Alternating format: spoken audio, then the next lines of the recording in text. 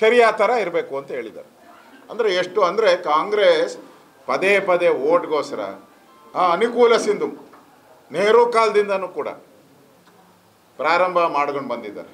ನೆಹರು ಕಾಲದಲ್ಲೇ ಈ ದೇಶವನ್ನು ಇಬ್ಬಾಗ ಮಾಡಿದ್ದು.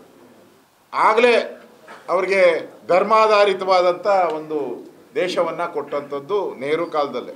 ಪಾಕಿಸ್ತಾನ ಕೊಟ್ಟರು, ಅದು ಸಾಲ್ತು ಅಂತ ಹೇಳಿದ್ರು, ಬಾಂಗ್ಲಾದೇಶ ಆಯಿತು. ಇದೊಂಥರ ತುಷ್ಟೀಕರಣ ರಾಜಕಾರಣ. ಇದರಿಂದ ಏನಾಗಿದೆ, ವಕ್ಫ್ ಬೋರ್ಡ್ ಅನ್ನೋ ಭೂತ ಇವತ್ತು ಅವ್ರ ಹೆಜ್ಜೆ ಇಟ್ಟಿದ್ದ ಕಡೆ ಎಲ್ಲ ನಮ್ಮದು ನಮ್ಮದು ನಮ್ಮದು ಅಂತ ಮಾಡಿದ್ದಾರೆ. ಅದರಲ್ಲೂ ಮಂತ್ರಿ ಆದಮೇಲೆ ಈ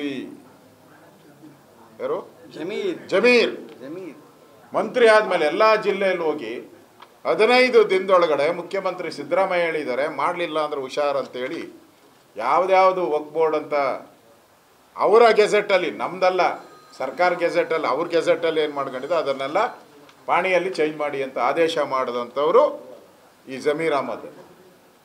ಅದರಿಂದ ಇವತ್ತು ಇಡೀ ರಾಜ್ಯದಲ್ಲಿ ರೈತರ ಆತಂಕಕ್ಕೆ ಒಳಗಾಗಿದ್ದಾರೆ. ಒಂದು ರೀತಿ ಮಠ ಮಂದಿರಗಳು ಕೂಡ ಇವತ್ತು ನಾವು ಹೋಗಿದ್ದೆ, ಬಸವಣ್ಣ ದೇವಸ್ಥಾನ ಇದೆ, ಬಸವಣ್ಣನ ಒಂದು ಮಠ ಇಲ್ಲಿ ಈ ಸರ್ವೆ ನಂಬರಲ್ಲಿ ಮೈಸೂರು 153 ಅಲ್ಲಿ ಸ್ವಾಮೀಜಿನೂ ಇದ್ದಾರೆ, ತಾಯಿ ಮಾದೇವಿ ಅಂತ ಅವರು ಇದ್ದಾರೆ. ಅವರು ಅಲ್ಲಿ 20 ವರ್ಷದಿಂದನೂ ಇದ್ದಾರೆ. ಸರ್ಕಾರದಿಂದ ನಮ್ಮ ಸರ್ಕಾರ ಇದ್ದಾಗ ಅವ್ರಿಗೆ 60 ಲಕ್ಷ ರೂಪಾಯಿ ಗ್ಯಾಂಟ್ ಕೊಟ್ಟಿದ್ರಿ. ಏನಕ್ಕೆ? ಅಲ್ಲಿರೋ ಅಂಥ ಹಿಂದುಳಿದ ಜನಾಂಗದ ಅಭಿವೃದ್ಧಿ ಮಾಡಲಿ, ಅವರಿಗೆ ಶಿಕ್ಷಣ ಕೊಡಲಿ, ಅನ್ನದಾಸೋಹ ಮಾಡಲಿ ಅಂತ ಕೊಟ್ಟಿದ್ರಿ. ಆ ಬಸವಣ್ಣನ ಮಠನೂ ಕೂಡ, ಬಸವಣ್ಣನ ಮಠ ಇವತ್ತು ಈದ್ಗಾ ಒಕ್ಕಾಸ್ತಿ. ಅದಕ್ಕೆ ಯಾವಾಗ ಮಸೀದಿ ಮಾಡ್ತಾರೋ ಗೊತ್ತಿಲ್ಲ. ಹಿಂದೆ ರಾಮ ಮಂದಿರಕ್ಕೆ ಮಸೀದಿ ಮಾಡಿಬಿಟ್ರಲ್ಲ, ರಾಮ ಮಂದಿರ ಇದನ್ನು ಹೊಡೆದಾಕಿ ಮಸೀದಿ ಮಾಡಿದ್ರಲ್ಲ, ಹಂಗೆ ಯಾವತ್ತೂ ಆ ಬಸವಣ್ಣನ ದೇವಸ್ಥಾನದ ಮೇಲೆ ಗುಮ್ಟಾಕ್ ಹಾಕ್ತಾರೋ ಗೊತ್ತಿಲ್ಲ. ಈ ಪರಿಸ್ಥಿತಿ ಆದರೆ ರಾಜ್ಯದಲ್ಲಿ ನನಗನ್ನಿಸ್ತೈತೆ ಕಾನೂನು ಸುವ್ಯವಸ್ಥೆ ಕುಸಿದು ಹೋಗ್ತೈತೆ. ಈಗಾಗಲೇ ಕುಸಿದಿದೆ.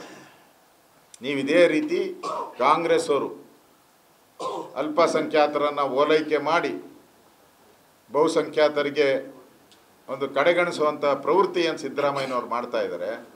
ಇದರಿಂದ ರಾಜ್ಯದಲ್ಲಿ ಕಾನೂನು ಸುವ್ಯವಸ್ಥೆ ಕೆಡ್ತೈತೆ. ಕೆಟ್ಟರೆ ಅದಕ್ಕೆ ನೇರ ಕಾರಣ ನೀವೇ ಕಾಂಗ್ರೆಸ್ ಅವರೇ. ಅಂದರೆ ಯಾವ ರೀತಿ ಈ ಒಂದು ವಕ್ಫ್ ಬೋರ್ಡ್ ಅನ್ನೋ ಒಂದು ಕ್ಯಾನ್ಸರ್ ಇಡೀ ರಾಜ್ಯವನ್ನು ನುಂಗುತ್ತಾ ಇದೆ. ಅದಕ್ಕೆ ಬೆಂಬಲವಾಗಿ ನಿಂತಿರುವಂಥ ಕಾಂಗ್ರೆಸ್ ಇಂಥ ಹೀನ ಕಾರ್ಯದಿಂದ ಇವತ್ತು ರಾಜ್ಯದಲ್ಲಿ ಒಂದು ರೀತಿ ಭಯದ ವಾತಾವರಣ ಬಂದಿದೆ. ಅದಕ್ಕೋಸ್ಕರ ಯಾರ್ಯಾರು ಈ ವಕ್ಫ್ ಬೋರ್ಡಿಂದ ನೋವನ್ನು ಅನುಭವಿಸಿದ್ದೀರ ಅವ್ರ ಪರವಾಗಿ BJP ನಾವೆಲ್ಲ ನಿಂತ್ಕೊತೀರಿ. ಯಾವುದೇ ಕಾರಣಕ್ಕೂ ರೈತರ ಜಮೀನು, ಮಠ ಮಂದಿರಗಳ ಜಮೀನು, ದೇವಸ್ಥಾನಗಳು, ಬಸವಣ್ಣನ ದೇವಸ್ಥಾನ ಇರ್ಬೋದು, ಶ್ರೀರಾಮನ ದೇವಸ್ಥಾನ ಇರ್ಬೋದು, ಯಾವುದೇ ದೇವಸ್ಥಾನಕ್ಕೆ ಏನಾದರೂ ಒಂಚೂರು ಹೆಚ್ಚು ಕಮ್ಮಿ ಆದರೆ ಎಚ್ಚರಿಕೆಯನ್ನು ಕಾಂಗ್ರೆಸ್ ಅವರು ಕೊಡ್ತಾಯಿದ್ದೀರಿ.